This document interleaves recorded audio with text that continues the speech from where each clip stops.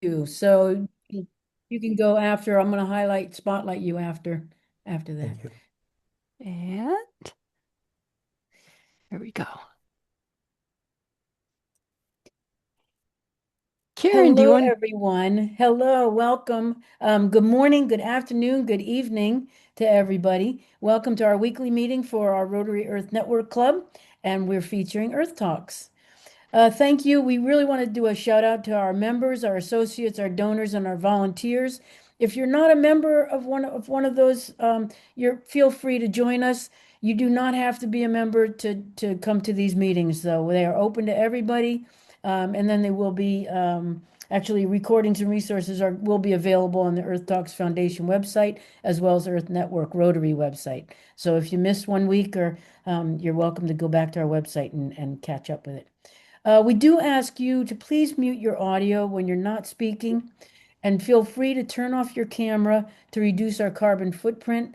I usually keep mine on just to give the speaker a face to look at least one face to look at, to get cues and things. But please, it does reduce our carbon footprint if you turn off your video, your camera during the meeting. You can always turn it back on when asking questions and things like that, though. Our speaker views, we do have to put the disclaimer, speaker views are their own. Obviously, we're very interested in what they have to say because we've invited them here today. So, but yeah, speaker views are their own. And then some Zoom features are limited for safety.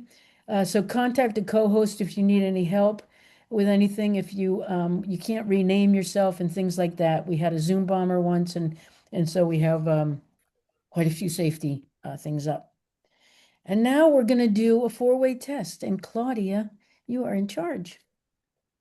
Yes, hello everybody. This time Nakyoti will do the forward test in her language and Sebastian in his language, and both will do it in English. So just begin, Nakyoti and Sebastian.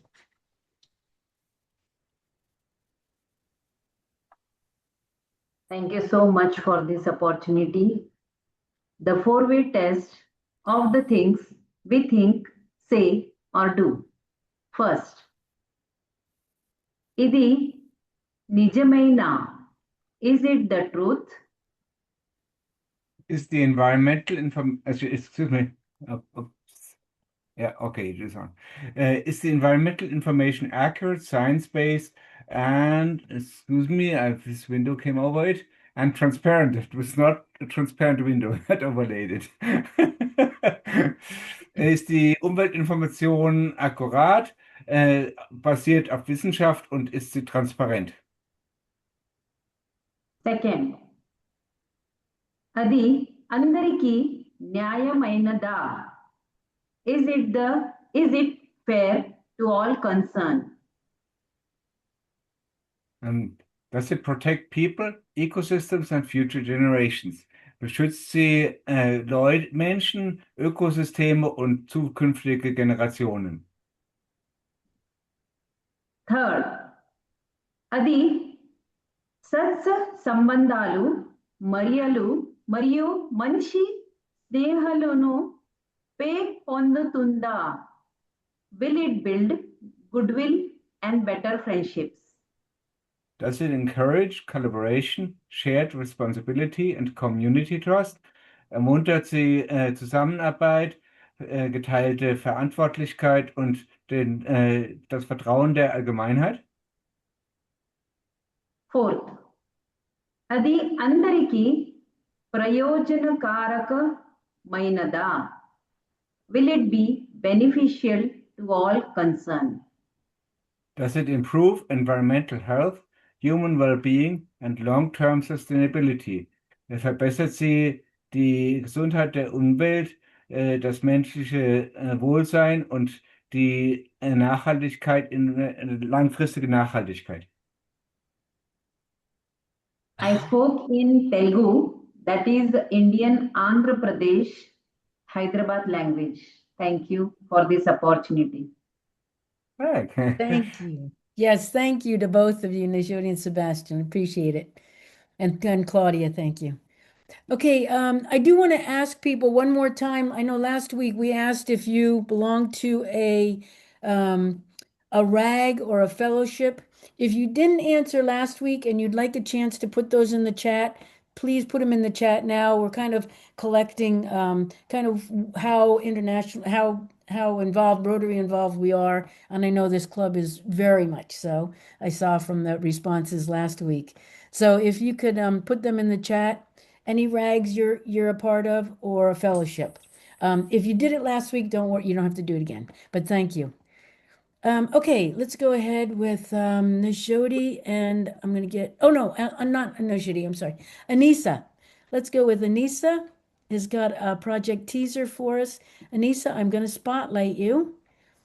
And Anissa is the treasurer for our Rotary Club, for our Rotary Earth Network Club. And she's got a business, she and her husband have a business also that is wonderful. And you are on mute. Can you all see my full screen here? Absolutely. Perfect. Thank you. Okay, amazing. All right, hi everybody.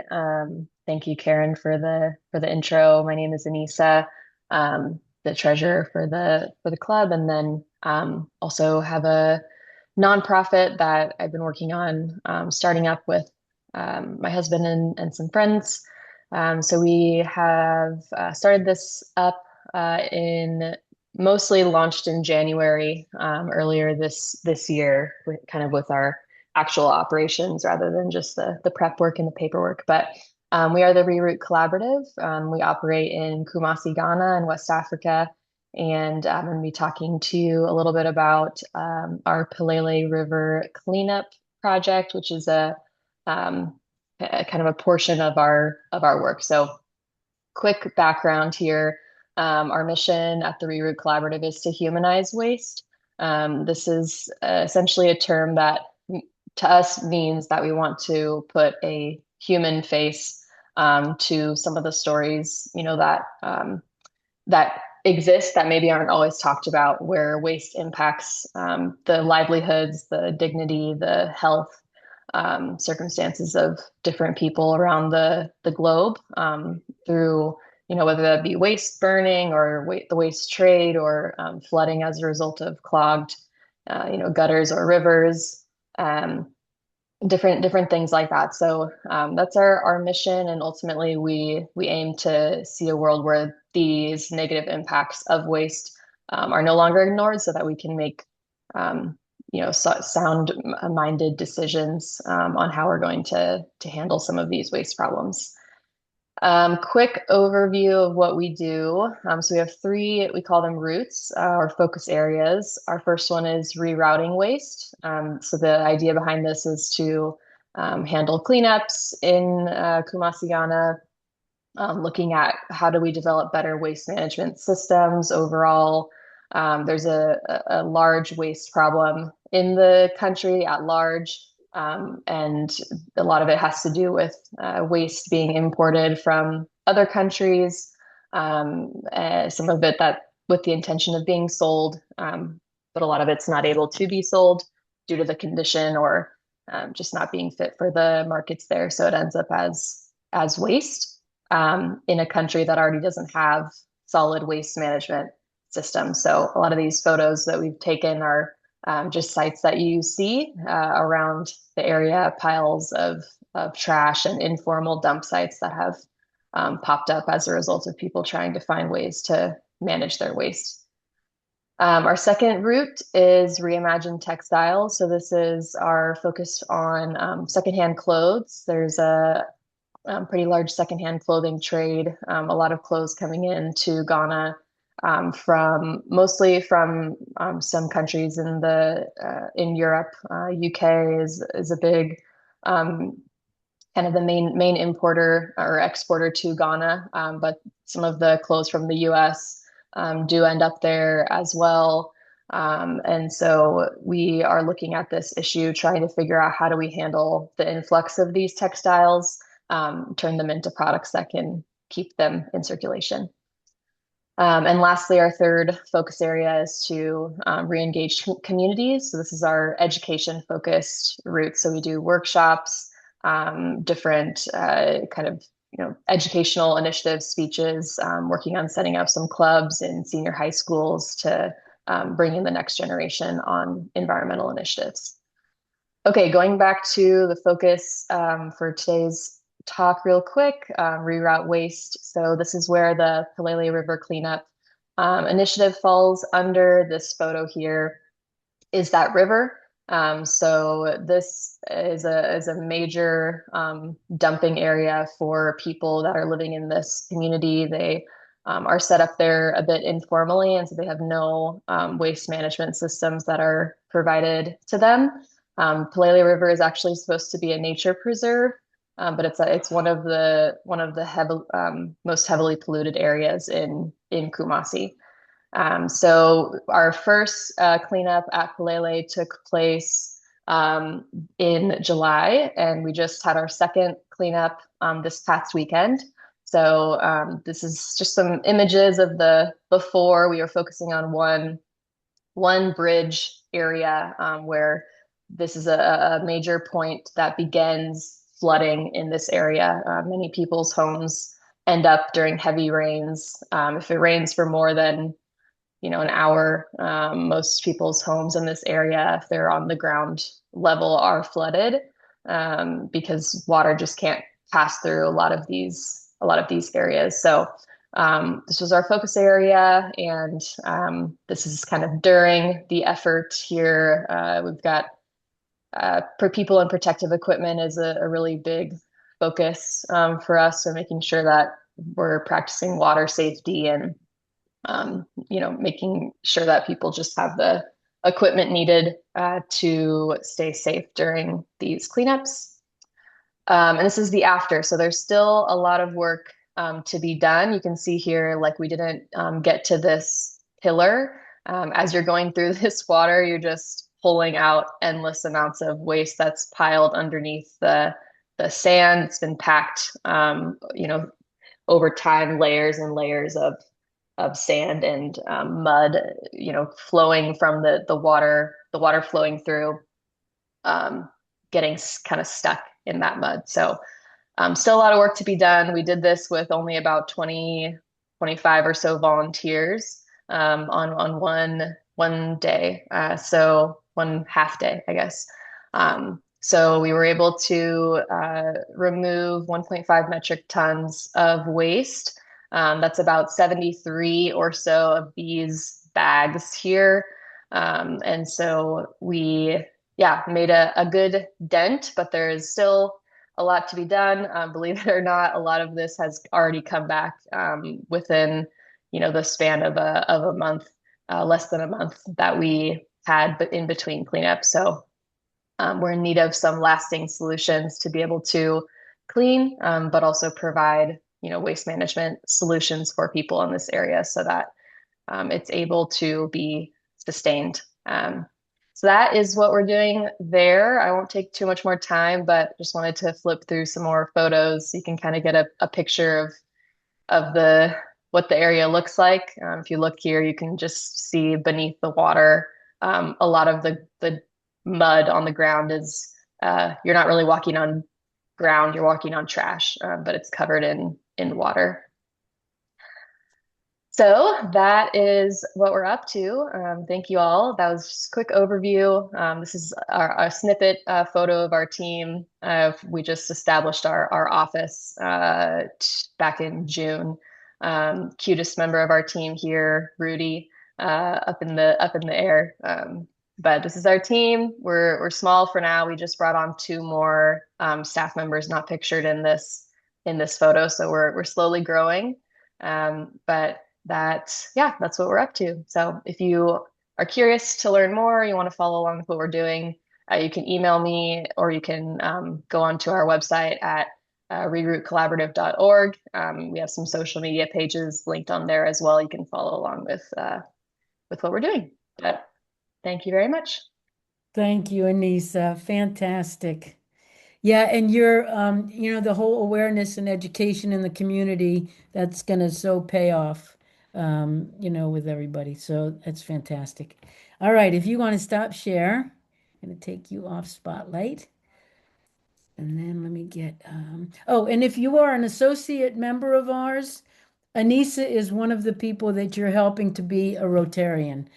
She is one of the people that uh, is one of our Rotary members in the club. And the associates are helping to fund that. So thank you very much to our associate members. Okay, go ahead. Let's get Najodi and Ali up. Spotlight, and there's Ali with hearts. I love that. Let's see. Participants,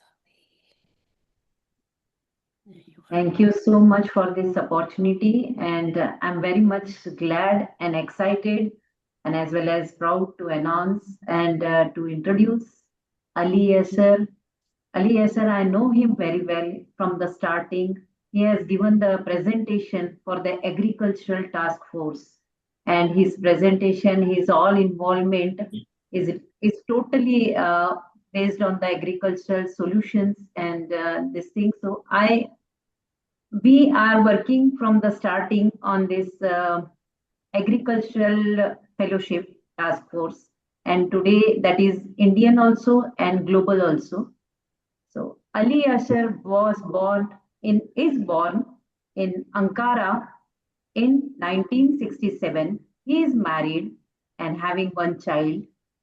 He graduated from METU Civil Engineering and Hydraulics in 1994, MSc in Field Crops Department at the Faculty of Agriculture, Ankara University is ongoing still. Professional work in irrigation, drainage, and other water structure design, construction, and manufacturing management, and technical marketing and sales. For the past 5 years, he has been a member of Istanbul Agricultural Rotary Club RID 2420.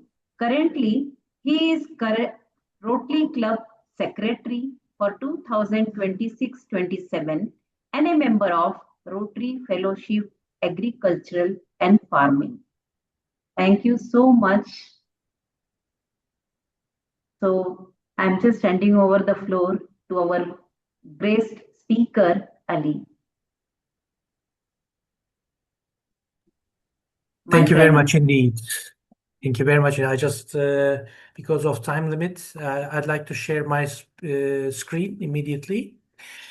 I'd like to start by expressing my gratitude to Rotary Earth Network Club for their invitation to this conversation altogether. And I'm really grateful to present our club and our association with the twin clubs and surrounding clubs and activities. As you see in the screen, I'd like to talk about agriculture in Mediterranean and Anatolia mainly because of our location. It will also cover some other locations too. Later on, you will see. There are regional circumstances that we should consider based on this Mediterranean and Anatolia by the formation of soil and climate, etc. And that gives us a kind of vision and collaboration opportunities. Here, as Najoti mentioned, we all old friends, actually, here, old fellows. And our relation started with an action group. And within that action group, we have started with the Agriculture Task Force. And those task force also will continue its meetings and presentations, etc., in the very near future. And we will be glad to also meet you there in focused meetings too, in addition to our collaboration opportunities that I will present here. I'd like to start with some general information with phytogen centers. That's study is initiated by Russian scientist Vavilov and his deputy Zhukovsky in 1926, but the main results have been taken in 1951. And they said that there are actually 8 phytogen centers, and they've been trying to identify the cultivated plants, which is valid as of today, and they just split into 8 territories. They had some slight mistakes in their studies, like saying bean was from China, etc. Harlan made another study and corrected this kind of information and stating that bean is not from China, but actually from Central America, Mexico kind. And he finished his study in 1971. And all these centers are actually directly related with the other animal breeding zones. It is like saying sorry. It is like this. As you see, there are zones called A1, B1. It's A1, where the Anatolia and Fertile Crescent is. B1 is in China, and C1 in Central America.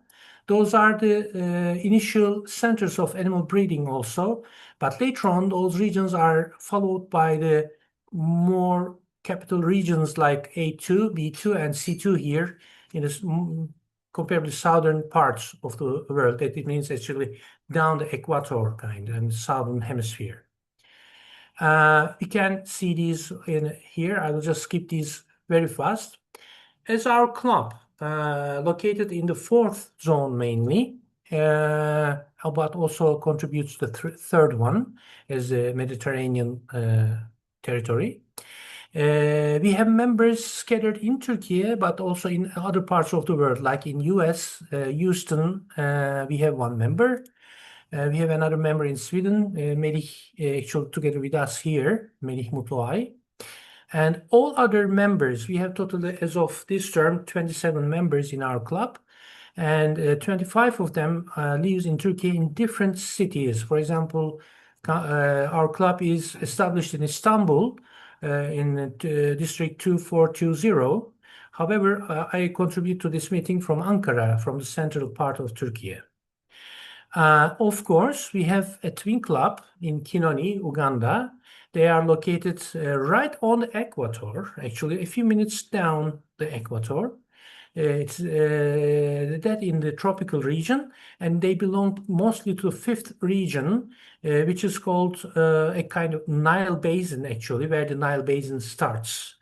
But also in the ancient time, it is previous time called is Abyssinia. As we go further,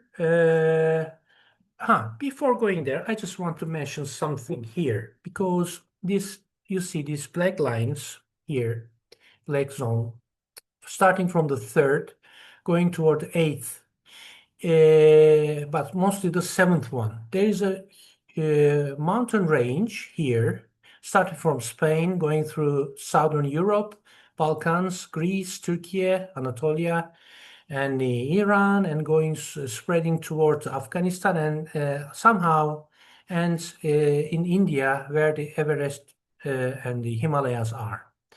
This is the region where these the earth crust collide each other. It's that zone. The southern part, mainly Africa and Gulf zone, this Saudi Arabia Peninsula, collide to upward to another crust, so that it found that mountainous range, and it creates quite a variety of microclimate and various plantation products and opportunities. And at the end of the presentation, I will show you a photograph where I've been working, and I will ask you the name of the plateaus there. It will be interesting for all of us. In agriculture, typically scope is confined by water management, small families, or whoever deals with the farming actually, but they can deal with economically as unique farmers, or maybe as established entities like cooperatives or larger investment companies as contract assured businesses. Cooperatives are allowing the farmers to join and to establish their own entity. Meanwhile, another aspect is the climate change that we foresee in the farming, and also in due course, producing our healthy products, healthy food, preferably based on organic production, but we will talk about regenerative agriculture here too. That's why we base our strategy mainly on soil health and future here in this speech. As we know, our 7 focus area in Rotary, any farming entity are dealing with most of these focus area. So any project which can be developed can be interrelated with one or more of these focus areas. Once an entity starts here in its own farmyard with their products, and after production, they can use it fresh or as a second product in dried form or in processed form, preparing some kind of conservative products to conserve in the for long terms. And once they are able to sell it, but the most of all, if they are able to capture the data, either climate or the quality of the food or the soil condition, etc., and if they can record this and just prepare for the next term to have a healthier production, then it creates collaboration and wealth among the people, and that brings also kind of support to industrialization. This is how actually the technology can be used. It's very just basic concerns and how the people can be adaptive.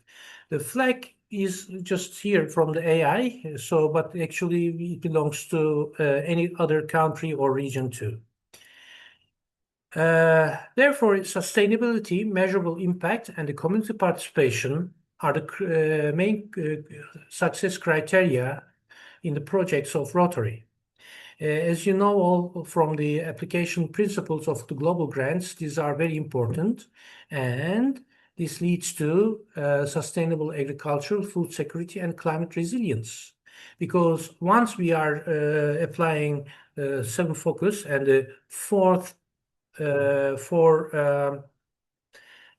four tests, as Najoti and other fellows read in the beginning, we will attain this chain somehow. And our pillars in agriculture is soil, food, people, technology, and international cooperation, of course. And then final goals should be regenerative or organic agriculture, because we cannot apply organic agriculture nowadays immediately anywhere, because some locations, soil properties are spoiled somehow by use of pesticides or other industrial remnants. The regenerative agriculture actually replies to this and gives really productive and fruitful results after all these applications. Against all these applications. Environmental sustainable management and biodiversity can be sustained in terms of soil. That is very important. It is the source of our activity. And then thus we can have food security and healthy food. People can be either smallholder farmers, or as we mentioned earlier, contract-based sellers. But among them, youth and women are the main, how to say, elements or members of this society, because women are the main educating and producing part of this structure, and the youth can get this education from them mainly. Of course, from men are important too. I mean, we don't disregard this as exactly, but we have to give attention to this tiny difference, as I think.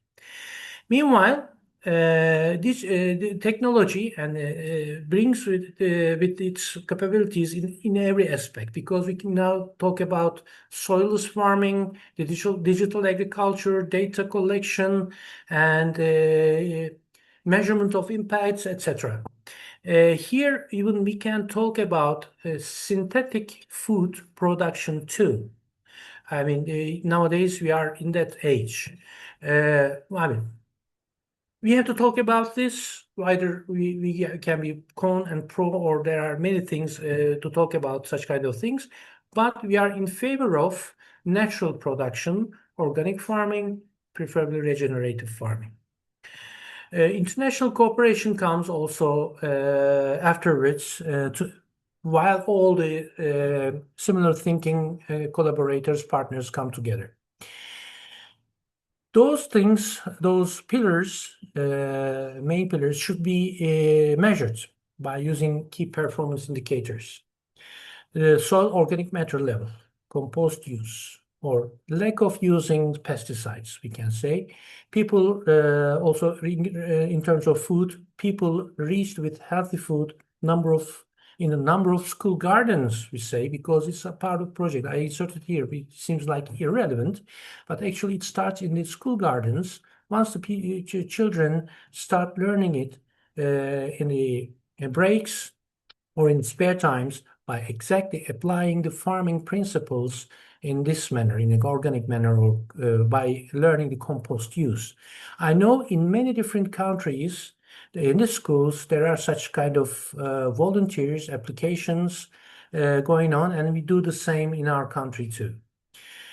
People, youth, women producers, and farmers should be trained, and management performance thus will increase a lot.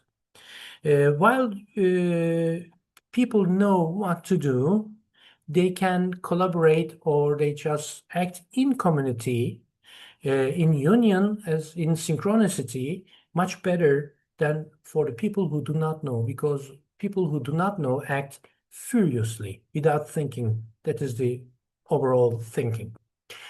Technology should help us in digital monitoring the sites and establish the databases, and data sets can be used as a projection for the next terms. And partnerships can be assured by having continuous regular joint meetings, publications, regular visits to sites, and with participation of all the members.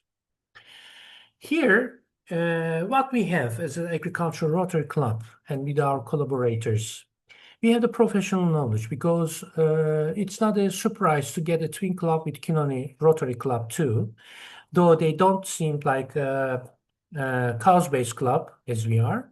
They include very, very educated women in their sites dealing with the farmers. What I explained for them also available in Turkey for our projects too, so I will not repeat the same again. Those women in Kinoni has the past production data, and they are after asking upon it, they just forwarded back to us, and we have just spoken and discussed all these terms to create projections and what they need actually, whether capital requirements or operational requirements. In some of them, we took action. Which they can do because they proved themselves with their productions. The same for Turkey, for the farmers in Turkey.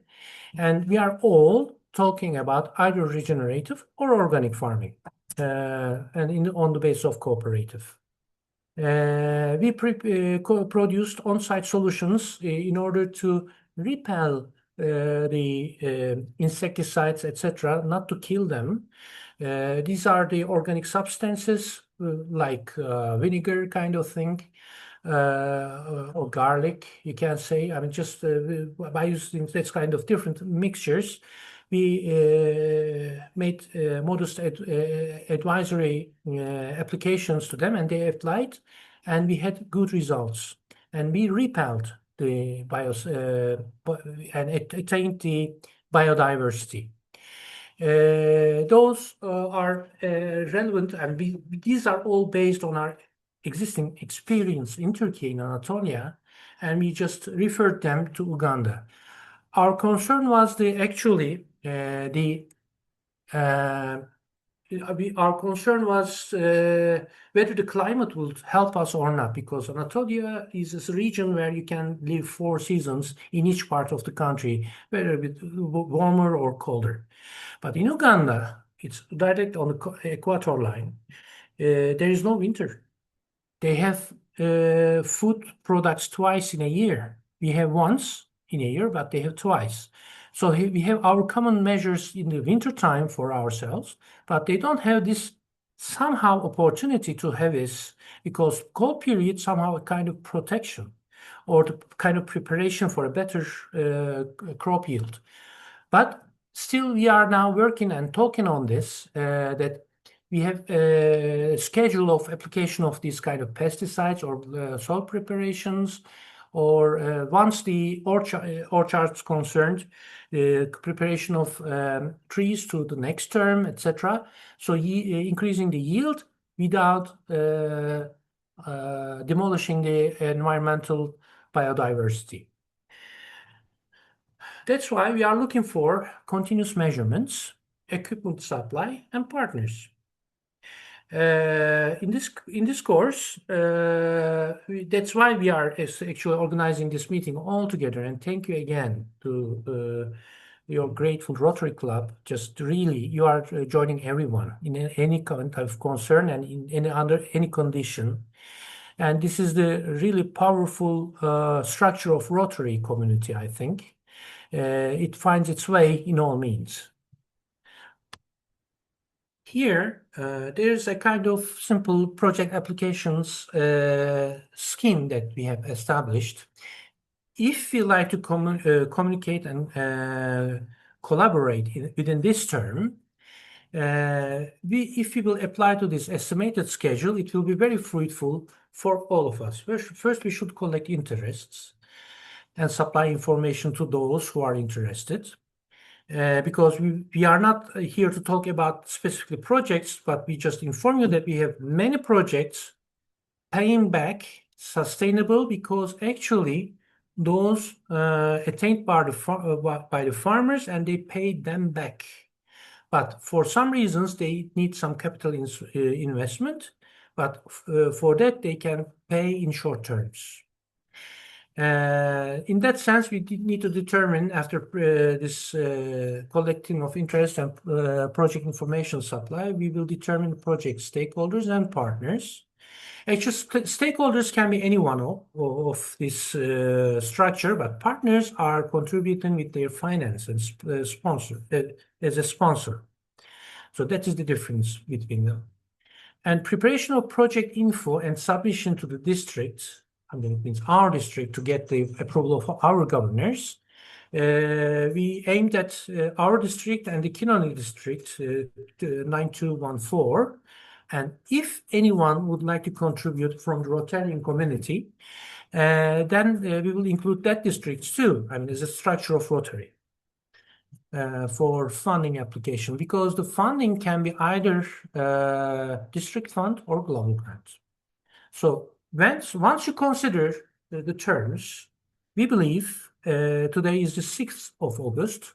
Within 15 days, we can communicate with the possible interests and we can decide on go or hold decisions can be taken up to 20th of August.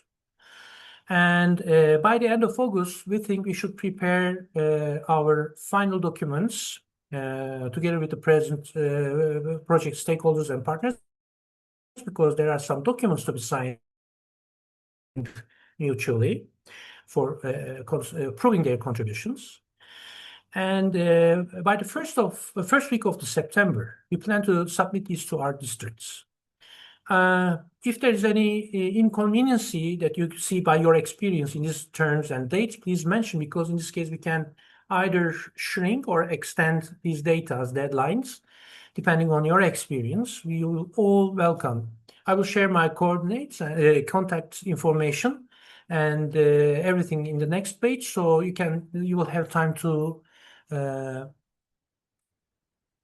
note it, take note of it.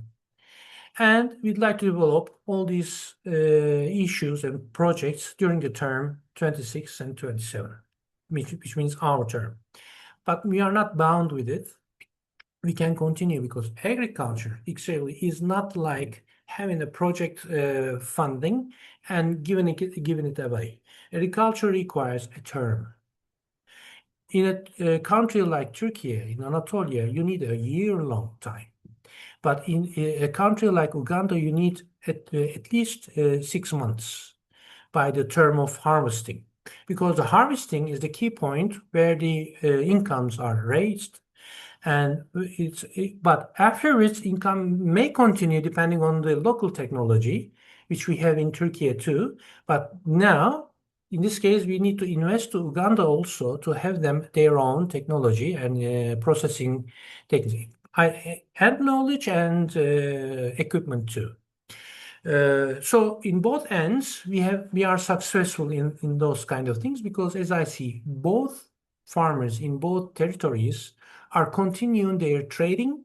They are earning their lives by these agricultural processes. This is not bound with it. There are many other examples, proven examples in Kenya, in India, I mean, in US, UK, Canada, or the Netherlands, etc. But there are knowledge differences, and actually, what we aimed at is to support the local community first of all. For example, UK started with its soilless I'm sorry, forgot the term. It's hydroponic agriculture activities by 2019. With a 5-year program till 2024, they have raised tomatoes, and during the meantime, only they left an unexpected gap deficit 10%. And during that year, I think it was 24. And that year, they issued kind of declaration that we have a deficit 10% in our tomato production, but we will cover it next year again, back again. This is that well-structured program. They need to do this because the transfer of fresh products from countries like Turkey or other parts of the world to UK is costly. But in the meantime, it is quite maybe equivalent cost, but more fresh product once they produce in a covered or hydroponic principles. This is the same in other words too. So this is just a economic how to say, correspondence kind of comparison. That's why we need to first focus on the regional needs and concepts, because in the where it's just northern part of Uganda, there's a border settlement area for the Sudanese. They need food.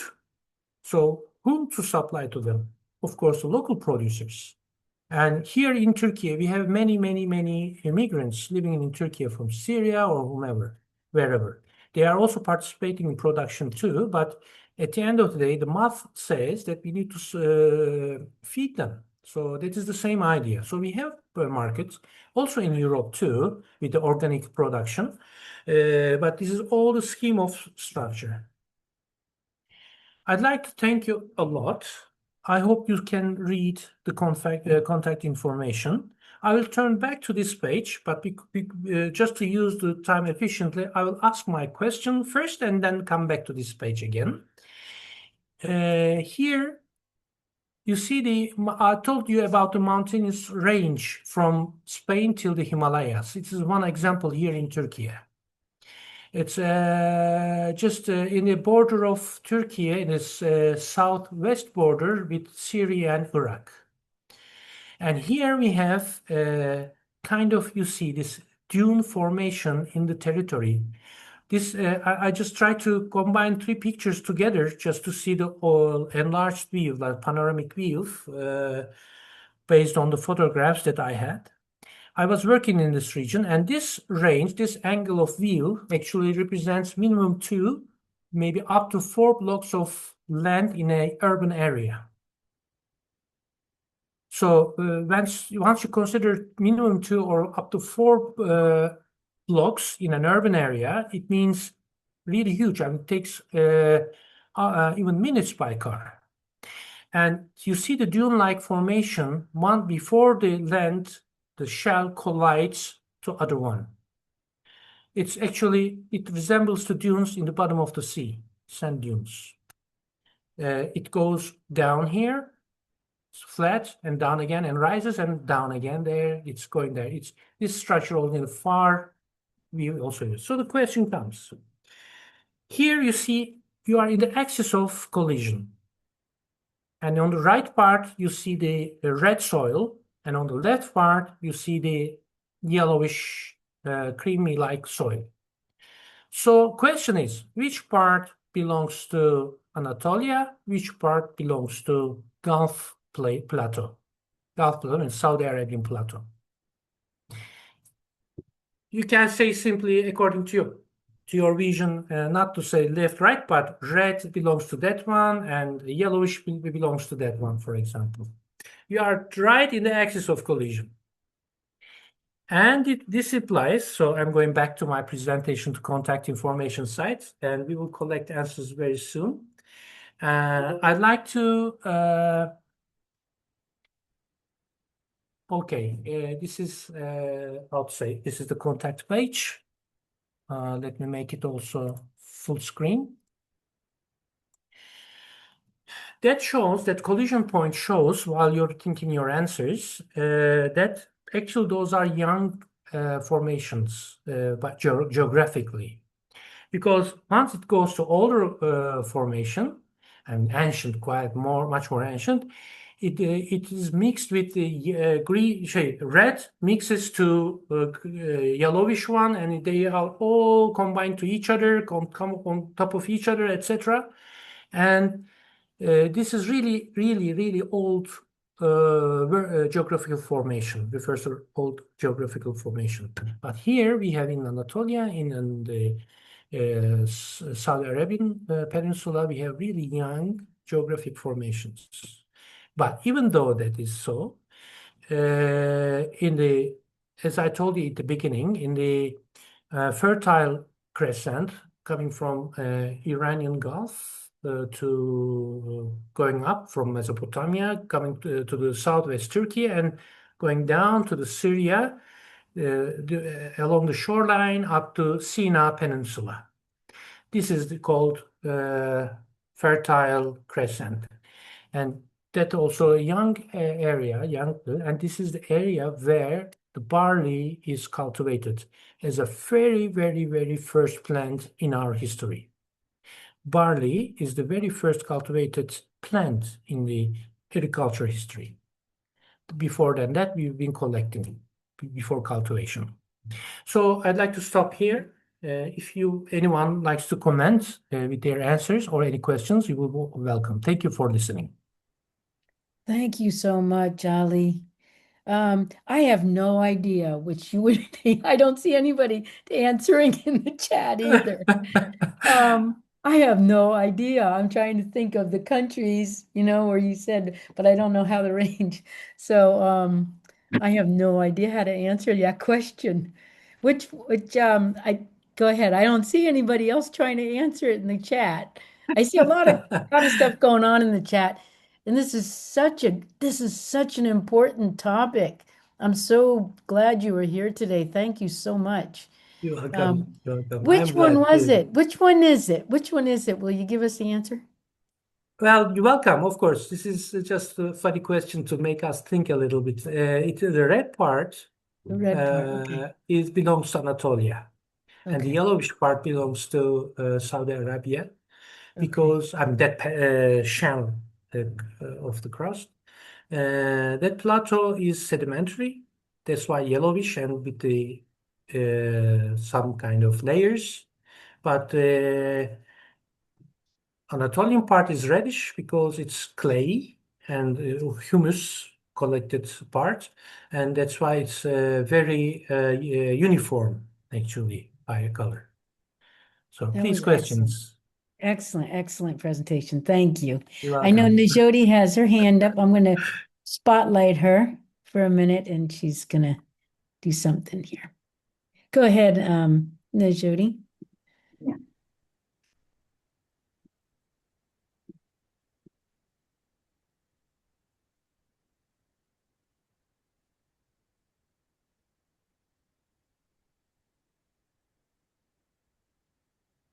Is my screen is visible? Just about there it is. Okay. Yep.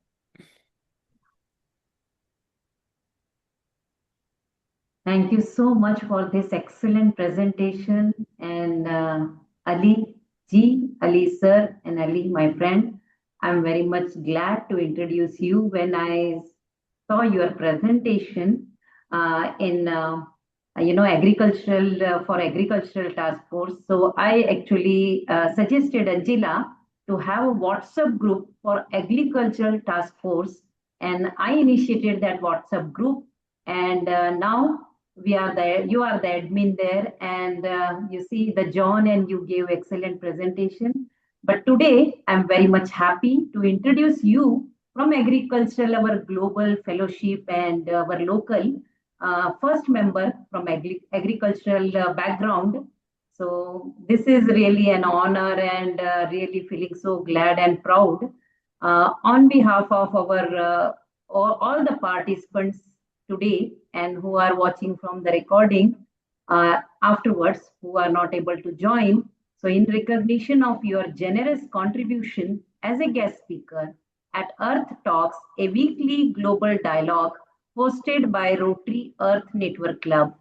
So, Ali Yashar, we are sincerely appreciating your contribution on behalf of our President Laurie Zuckerman and our President-elect Karen Tom, and you see each and every participant, but including them, there are the background, lot of the teamwork is going on, and many are doing the things. This is not only me or the people who joined here.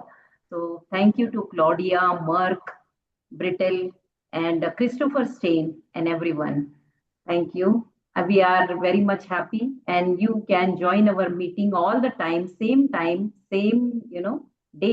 Link will be shared. Anyhow, you registered, so you will receive the invitations all the time.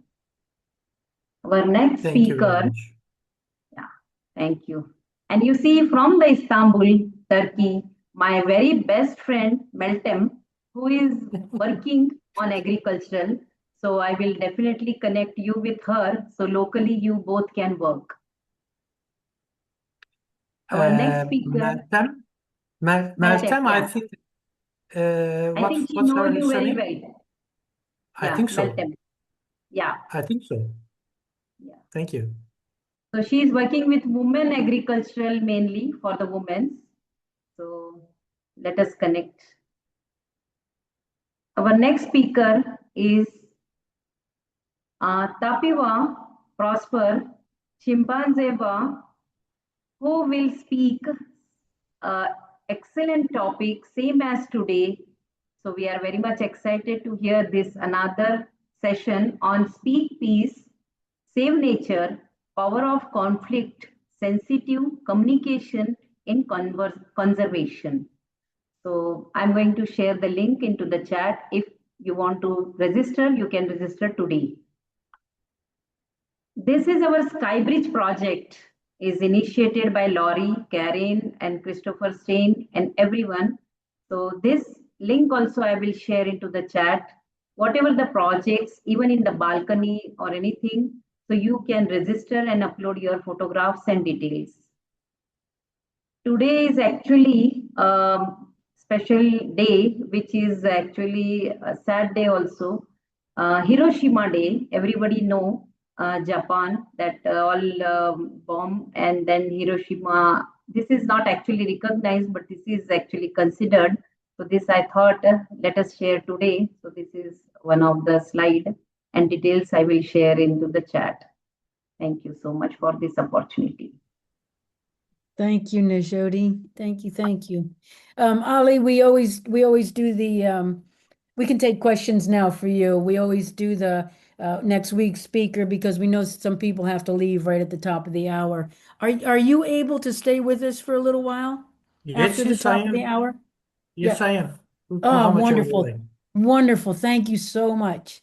All right, Raj, go ahead. Do you have a question for Ali? This is such an important topic. Thank you so much. So Ali, it's an excellent presentation by you on the agriculture. I really love it. As usual, you always speak nicely. So I have two questions to you. The entire agriculture field, exclusively in India, there's a change in rainfall pattern. So two things happening around the world in agriculture. One is to get adopted. What is change? For example, India, The monsoon is supposed to start in June. It has almost come in the middle of July. So we have to take care of this. Number two, there is a change going to happen. Farmer today, he has to get adapted to the climate change. Number two, the change which is forecasted maybe after 10 years, 15 years. So these are the two things we have to take very seriously in the agriculture field. Otherwise, the farmers, because farmers, the entire brain or entire his software in his brain is basically designed for the so many years, decades of the farming. And to change that is a tough task. That's I experiencing now in one of the projects which I'm conducting near Pune. So how you are going to manage it? That's a big problem. And I hope we all can do together. And another point, we most important, which is facing a problem all around the world, is food, energy, water access. The nexus is so important. The food is related to energy, food is water, and water is related to because there are the products, there are the this is the food. The rice is a highly water consuming product crop. What we are going to do it on tomorrow? Whether we are going to stop it rice or stop it, the water is not available. So how we are going to deal this issue? That's a big problem, and I'm working on it. Definitely, you are also there. Yes, Ali. Dear Rajendra, it's very kind of you. Thank you very much, and very valuable questions. As pertaining to climate change, there were some investigations made by artificial intelligence in academic studies. For Anatolia, they prognose that drought will be experienced in 2040, which is very close in Anatolia. Yeah. And actually, till 2040, it is not a drought in the deepest part. It will go by also proceed 10 to 15 years up to 55 or maybe 60s. Sorry, 50 or 55. That means actually it's the deepest part of the sinusoidal diagram. But up to going there, while we go there, by the estimation of AI study, actually it's a PhD study, up to going there, we will not sustain actually maybe in the late 30s. That we have to take precaution even earlier. Now we live it. Actually, it's our climate is getting hotter and hotter. It's also a kind of natural cycle that we should face because Earth goes around sun, and that brings about some rhythmic oscillations either in the cold part or in the warmer part, and we are now going to the warmer section. This is natural part, but there is a human contribution to this too. So we should consider that part at least. What we can do is to collect the rainwater and use for irrigation kind of thing. We should pay attention more to hydroponic, aquaponic, even lately it came like fogponic farming techniques, which is mostly applied in Gulf region where the desert areas are.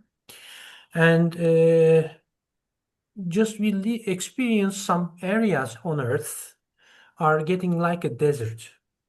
That's why we are making green zones in Africa, especially in the border of desert and the green zone. We make a green kind of wall kind of things. There are some projects like that. So those are all the attempts to make the climate more humid or more sustainable in terms of agriculture and to sustain our foods. But human beings are learning. We are quite on a primitive stage still, while applying something or acting on something, because some of us in a rush to prevent meat production, while others are trying to enforce meat production in a natural way kind of thing. So those ideas are collide to each other. I'm not for any of it in terms of people are concerned. I'm for how the nature goes. We have to suit ourselves with it. So it's actually relevant with our comfort conditions. We use our private cars instead of public transport, or maybe cycling instead of cycling. But if you are living in a mountainous area, we can go with the more public transport, or that kind of thing. So our comfort conditions should be examined still.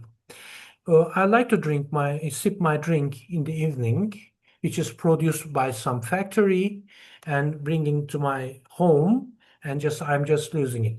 I don't say that we will not drink. We will drink it, but we will use it. We will use these opportunities on a leveled manner, I suppose. That means we don't need to get into prison by ourselves, but we need to measure something. We need to be more modest in consumption. But in this case, if we will spend our time to separate our waste, at least the organic and inorganic, or the organic one into the compost. I take my neighbor's grass once it's cropped. I take the grass. I just tell him to drop into without any question, whenever, it doesn't matter. Once he cropped the grass, I just get them and collect in some locations, and now I use them as a soil because it's really consumed. It's just converts to soil or helps refurbish soil very easily and very fast, comparably. So that is how we should do, I think, as much as we can.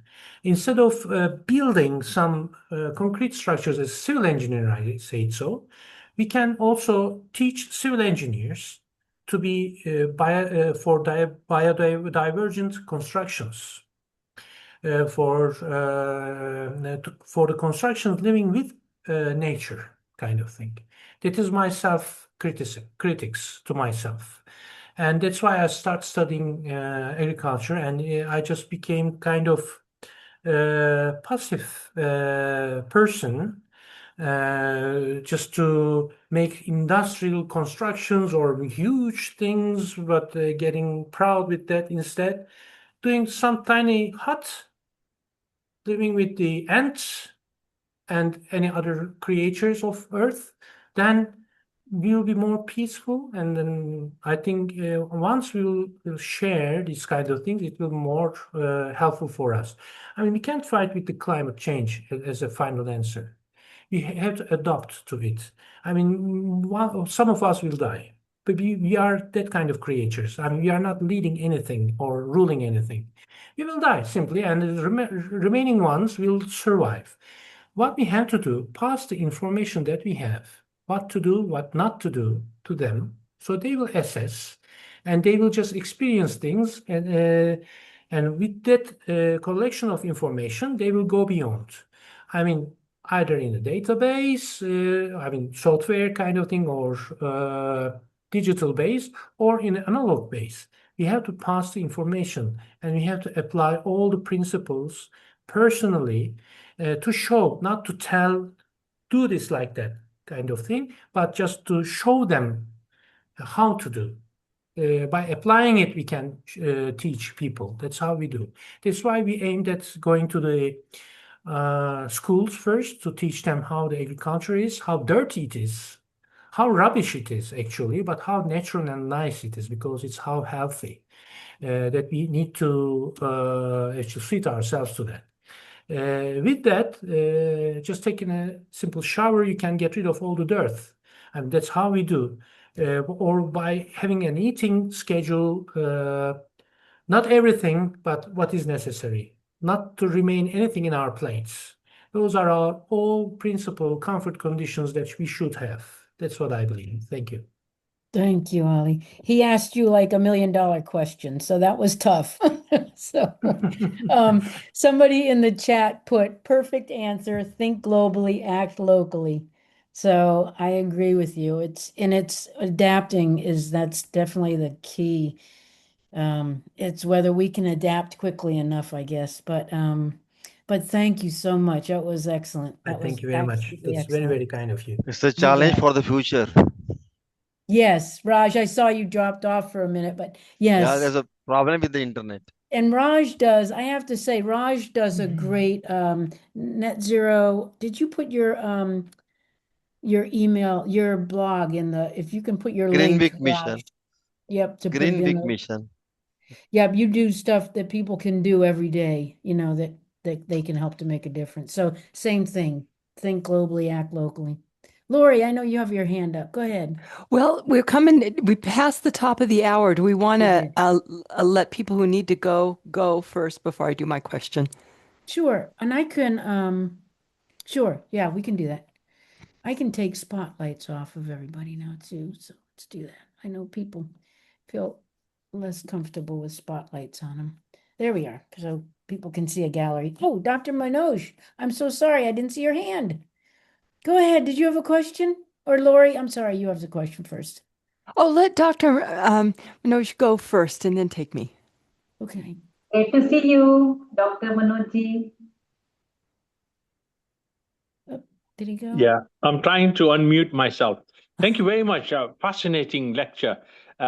Something may not be relevant, but I just want to ask. There's a very learned and pious gentleman called Sadhguru in Coimbatore in South India. He is promoting soil conservation and soil-related activity because he thinks that maintenance of soil, is going to be the key to survival. So could you throw some light on that one, please? With pleasure, of course. Thank you for the question. Soil is an unavoidable part of agriculture and the starting point, the origin of it. As we grow by knowledge, we understand that the soil can be replaced by some other things, like even the filter paper in laboratory research. But we don't have laboratory everywhere. So soil is our unavoidable part as normal human beings. In order to conserve the soil in terms of regenerative agriculture, we have some applications at hand in a territory where, in part, there is a classical commercial conventional farming applications. In the other hand, there is a regenerative farming applications. In the regenerative part, we don't use pesticides. In the conventional, as you know, pesticides use is normal, chemical pesticides, produced ones. So on the other hand, tillage kind of thing of the soil is different. It has different principles in both conventional and regenerative part. In regenerative, they do not use tillage. They use the organic substances, remnants from the plants, right into the soil. Also, they make use of the poultry or other cattle farming to use the remnants of the products, crops, as food to these animals, and also their manure as fertilizer to the ground, to soil. So that's how it goes. The process by itself goes by itself. That means farming is not already crop producing, just not plantation. It combines with all the biodiversity. Human, only one part of it, it's just point of it, it's the consumer on the upper level. Both animals, including cattle, poultry, sheep, etc., and this microbes,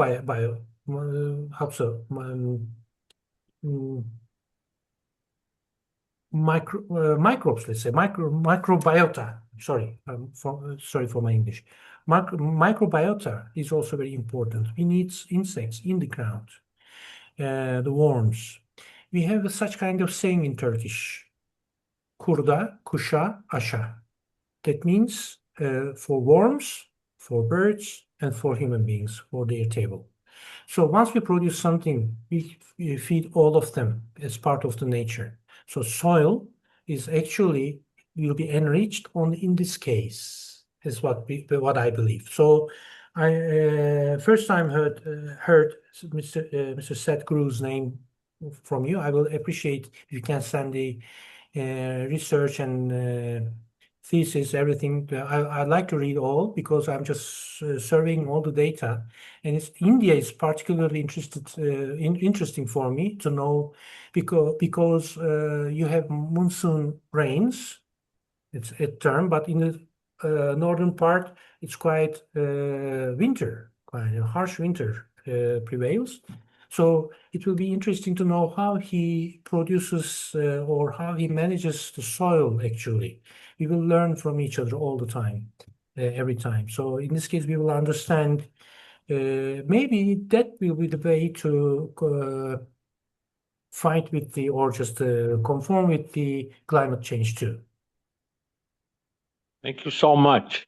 Thank you. Thank I'll you very connect you much. with that. I'll connect you. Thank you. I will appreciate a lot. Thank you very much. Thank you, Dr. Joshi, for your question. Go ahead, Lori. Ali, you are on one hand a very forward-thinking person, like how and at living now and how do we adapt so that we can move forward. You're very practical, hands-on, and I appreciate that. And with that in mind, I don't see Lamech on here anymore. My Oh, yeah, friend, there he is. oh, is he still here? Yep, Good. Lamech is here. So Lamech Yeah, is one he's of my here. friends. He He's lives here. in the African continent, and I am really thinking of my dear friends who live in the global south. Yeah. And when I think about their children's children, so 40 years from now, what are their children's children going to tell us that we should be doing now as far as two things that are most concerning to my kids, my children? What should we be doing about agriculture and the land? And what should we be doing about AI? And I'm coming at this from the viewpoint of my son lives part-time in the San Francisco Bay Area in a house of developers who are his age and very concerned about the future and how that's going to affect everything. So he's got the farmer. He grew up on a farm and lives in Guatemala right now. And so he's concerned about his farmers, and yet he's also concerned how are these two going to interact? What would people tell us that we should be doing about those two issues? You are getting the $1,000,000 You questions you out. you need to make a projection, Lori. Do I? Should I? Well, I don't know. What will the I hope kids they will tell say, us? yeah, it's hard to make a projection. Our main task is to pass the information. That's why we are on Earth. And we are just to produce, but we produce just getting acquainted with someone else is very joyful. That's why giving a birth to a baby starts with a joyful relation. Mhm. That is the gift from nature to us. But this is all to transfer the knowledge, according to my understanding. In case we like them to say good things for us, we should maybe stop commenting. We should act. We should start acting or continue with the acting, because even now at this age we are learning well with our acts. And youngsters are our university. Youngsters teach us something new that we don't know. We can be mentor to them. They can be mentee to us. But actually, this interaction goes that way, then I think we will know from them, and we will know how to transfer our language to them or how to transfer our knowledge to them, because we are not speaking the same tone or in the same perspective or knowledge base, and we don't use the same instruments at all. And we are that lucky generation, according to my understanding. We are growing with the analog systems. For some of us, there was no television at all in our territory. And while dying, we just die with the cell phones in our pockets. So with the privilege goes, interesting. We are living in a very fast changing era that we should take all the records. I'm just really, how to say, getting excited with this idea. If we can take all the records and we can pass them to the next generation, the other generation will, the next to them, will tell us maybe thanks only, because they wouldn't know anything in case they will record everything on the digital SIM cards or whatever chip cards. That means in case electricity is absent, they should turn back to ancient Egypt. But we are in the middle. We know many things. So what to do, what not to do. I hope I was able to answer your question. I don't know. That was quite because difficult one. Especially when I start studying agriculture, I recognized that the sun, say Earth, turns around the sun. That simple information actually digged into my mind in such a way that every electron transfer in between elements depends on this structure actually because of this system. Because of lack of this system, we cannot survive, we cannot have this balance, we can have nothing. But just based on this balance, we are now establishing our own lives and everything. So in order to make them thank to us, we can pass this information to them purely, I think. Yes. Thank you. Thank you so much. And yes, the youngsters are our university. We need to learn from them. Yes, we do. We do. Well, thank you very much. It's about 12:17, so I wanted to see if anybody else has anything, any other questions or comments for Ali? Mark, do you have one or no? Okay, Anne-Marie. Okay. I do want to thank Mark Hoppin. This whole time in all of our meetings, he is our sergeant at arms. And I've noticed a lot of people trying to get in and out. So he's had a busy meeting with people coming in and out. I don't know whether the time structure, I don't know, or if people are, but anyway, thank you so much, Mark. I've noticed that every time and I think Mark's got it. So thank you. Anybody else? And Najodi, thank you. Lori, you Ali, guys. thank you so much. I hope you come back, and I hope that we can, through our foundation, have alliances so that we can keep pointing to your work, to your club Yes, and and fellowship. we are doing, Lori, I was thinking, because the regenerative ag program we're Yes. doing with the vocational grant.